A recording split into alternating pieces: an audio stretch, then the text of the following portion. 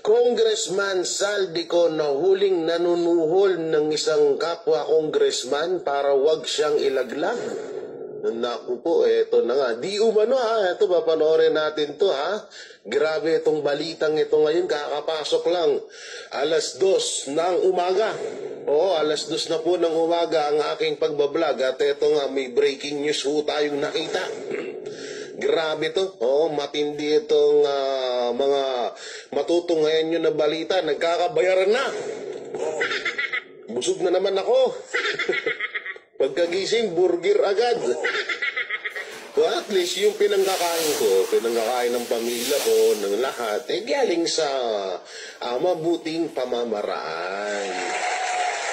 Hindi katulad ng iba dyan. Mayaman nga, punong-puno sila ng kwarta sa kanilang mga bulsa, pero galing sa nakal. Diba? Kaya nga tumaba ako ng pustusa. At ito, former DPWH Sinson, papalitan na si Mr. Bunuan, si Secretary Bunuan. At ito, may mga pasabog din ho siya dito sa interview na yun po yung mga papanoorin natin. Siyempre, bago yan, may papakita ko sa inyo picture.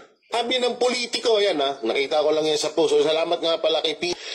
So dito, no, ang nakalagay, katas ng kontrata. CWS Representative Edwin Guardiola, tagging as owner of 576 million California mansion.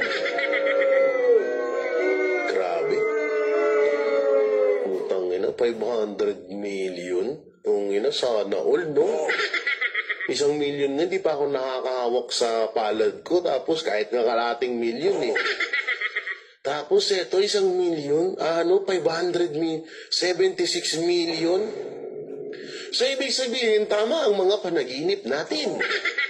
Na may mga congressman na nagpupunta sa ibang bansa para doon i-imbak ang kanilang mga kwarta. Ang pa, matindi, ha?